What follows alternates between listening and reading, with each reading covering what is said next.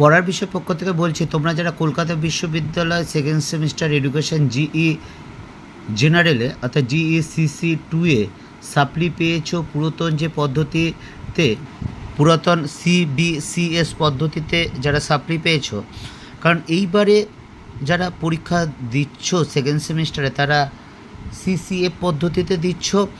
কাজেই এটা কেবলমাত্র যারা সাপ্লি পেয়েছো পূর্বের যে পরীক্ষা পদ্ধতি Calcutta university second semester education general GECC 2, যাদের এই পেপারটা সাইকোলজিক্যাল ফাউন্ডেশন অফ এডুকেশন, তারা যে কোনো কারণেই হোক সাপ্লি পেয়েছো, তাদের জন্য আমরা পড়ার বিষয়ের পক্ষ থেকে এর একটা শেষ মুহূর্তের সাজেশান নিয়ে এসেছি।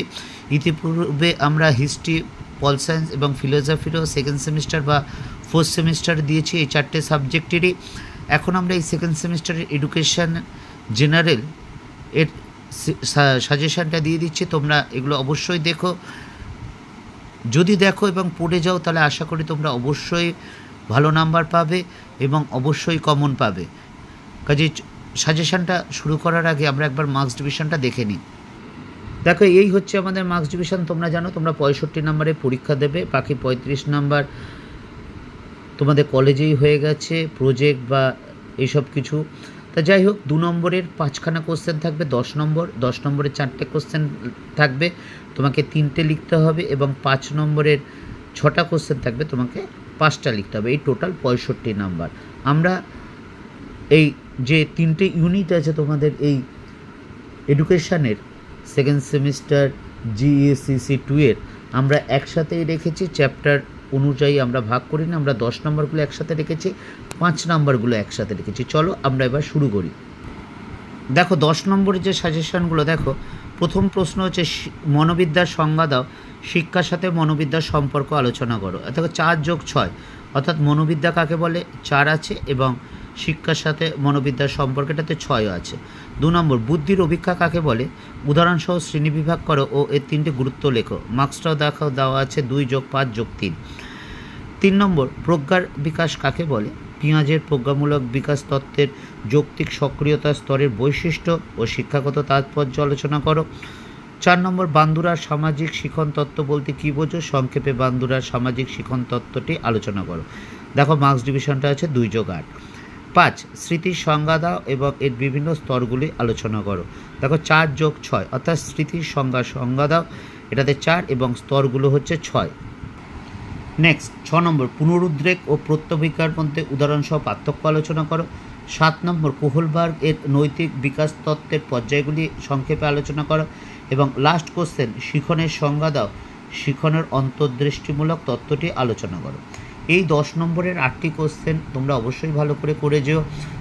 এই 10টার মধ্যে, এই 8টার মধ্যে প্রথম 5টা খুব ভালো করে করে যেও, তারপরে 3টে একটু মোটামুটি করে করে যেও। আমরা জানি আমাদেরও অনেক বেশ কিছু ছাত্র আছে যারা সেকেন্ড সেমিস্টারে এই বিষয়টি সাপ্লি পেয়েছে, তারা সত্যি কথা বলতে তারা পড়ার সময় পায় না, তারা কাজের সাথে যুক্ত হয়ে পড়েছে। তাদের বলছি, যারা সব সাবজেক্টে পাশ করে গেছো, কেবল এই সেকেন্ড সেমিস্টারে এডুকেশন হয়তো সাপ্লি আছে, যার জন্য তোমাদের অনেক কিছু আটকে আছে, গ্র্যাজুয়েশনের সার্টিফিকেট পাচ্ছ না, যার জন্য অনেক কিছু আটকে আছে, তাদের বলছি যারা পাস করতে চাও প্রথম 5টা কোশ্চেন একটু ভালো করে দেখেছো, তারপরে 3টে কিন্তু একটু মোটামুটিভাবে দেখেছো। আশা করি তোমরা তার মধ্যেই কমন পেয়ে যাবে। তাহলে যে প্রথম টার্গেট তোমাদের 20 পাওয়াটা, তাহলে সাপ্লিটা কিন্তু মিটে যায়। আর যারা ভালো করে পড়াশোনার সময় পাও, তারা সত্যি করে বলছি ভালো করে পড়াশোনা করে, মন দিয়ে পড়াশোনা করে, বুঝে পড়ো এবং লিখে প্র্যাকটিস করো, তাহলে দেখবে শুধু পাস নয়, অনেক ভালো নাম্বার পাবে। তা চলো এবার আমরা কথা না বাড়িয়ে 5 নম্বরটা শুরু করি। দেখো আমাদের 5 নম্বরে যে কোশ্চেনগুলো আছে, 6টা থাকবে, 5টা লিখতে হবে। প্রথম প্রশ্ন শিক্ষা মনোবিজ্ঞানের পরিধি আলোচনা করো। 2 নম্বর মনোবিজ্ঞানকে আচরণের বিজ্ঞান বলা হয় কেন। 3 নম্বর বুদ্ধির উপেক্ষার উপযোগিতা বা গুরুত্ব আলোচনা করো। 4 নম্বর বুদ্ধির ধারণা দাও। 5 নম্বর পেঁয়াজের মতানুযায়ী ব্র্যাকেটে প্রজ্ঞামূলক বিকাশ, অনেক সময় পেঁয়াজেরটা না দিয়ে লেখে প্রজ্ঞামূলক বিকাশ অনুযায়ী। জ্ঞানমূলক সংগঠন কি। 6 থর্নডাইকের গৌণ সূত্রগুলি আলোচনা করো। 7 নম্বর স্মৃতির উন্নতি কী করে সম্ভব। এই 7টা কোশ্চেন বা এই 8টা কোশ্চেন, প্রাচীন ও সক্রিয় অনুবর্তনের মধ্যে পার্থক্য, এই 8টা কোশ্চেন কিন্তু তোমরা একটু ভালো করে যেও, একটু না বেশ ভালো করে যেও, তাহলে আশা করি এর মধ্যে 2-3টে মিনিমাম কিন্তু পাবে।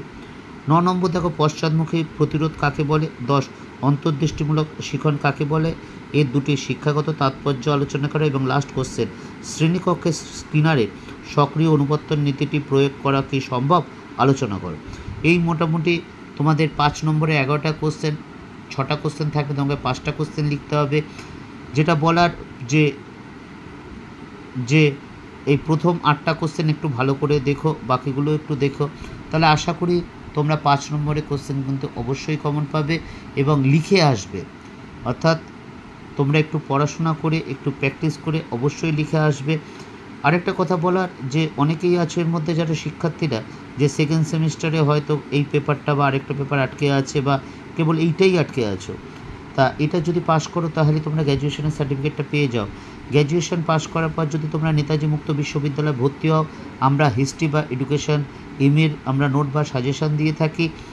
এছাড়া তুমি এই গ্র্যাজুয়েশন পাস করার পর কী করতে চাও সেই সম্পর্কে যদি কিছু জানার হয় আমাদের বলো, কারণ আমাদের পড়ার বিষয়পক্ষ চ্যানেলটি আমরা একক নয়, আমার মতো আরও 13 জন শ্রদ্ধেয় শিক্ষক শিক্ষিকা আছেন, যাদের মধ্যে 2 জন কেরিয়ার কাউন্সিলর, এবং যিনি সবচেয়ে অভিজ্ঞতা সম্পন্ন, তিনি প্রায় 37-38 বছর অভিজ্ঞতা।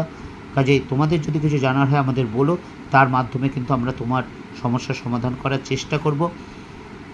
এবং আশা করি আমাদের যা রেকর্ড, যে তার যে অভিজ্ঞতা, তোমার সমস্যার সমাধান করতে পারবো।